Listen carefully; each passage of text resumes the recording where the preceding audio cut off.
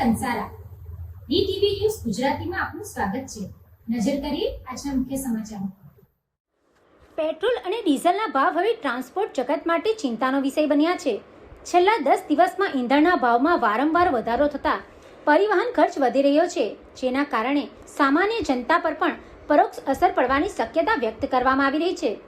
અંકલેશ્વર સહિત સમગ્ર જિલ્લામાં પેટ્રોલ અને ડીઝલના વધતા ભાવોથી ટ્રાન્સપોર્ટ વ્યવસાય સાથે જોડાયેલા લોકોમાં ચિંતા વધી રહી છે। ટ્રાન્સપોર્ટરો અને વાહન ચાલકોના જણાવ્યા મુજબ ડીઝલના વધતા ભાવના કારણે માલવાહક વાહનોના દૈનિક ખર્ચમાં નોંધપાત્ર વધારો થયો છે।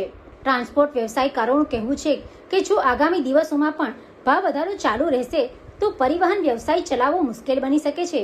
ઈંધણના વધેલા ખર્ચનો બોજો હવે માલ ભાડા ઉપર મૂકવાની ફરજ પડશે, જેના કારણે બજારમાં જીવન જરૂરી ચીજ વસ્તુઓના ભાવમાં પણ વધારો થવાની શક્યતા છે।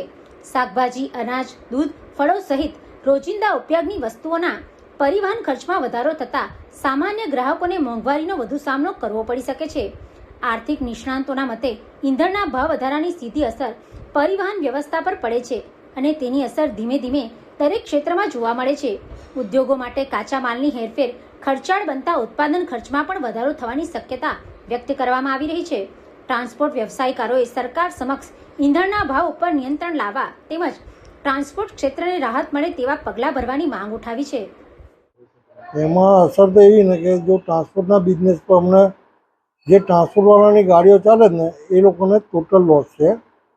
કંપનીઓ ભાડા વધારો આપ્યો નથી, કારણ કે શું છે કે 5 રૂપિયાનો વધારો આવી ગયો। હવે એ ટ્રાન્સપોર્ટવાળા પે કરી રહેલા છે અને ગાડીઓવાળા પે કરી રહેલા છે। એમાં શું છે કે આ ધીરે ધીરે ટ્રાન્સપોર્ટનો ધંધા બધા ધોવાઈ જાય છે। કોમ્પિટિશન વધી ગઈ ને એમાં બધા ટ્રાન્સપોર્ટના ધંધા ધોવાઈ ગયા। હવે આ લોકો ડીઝલના 50 પૈસા અને 1 રૂપિયો વધારે છે, એમાં ટ્રાન્સપોર્ટને કોઈ ફાયદો નથી। Pintu Modi, DTV news, Ankleshwar.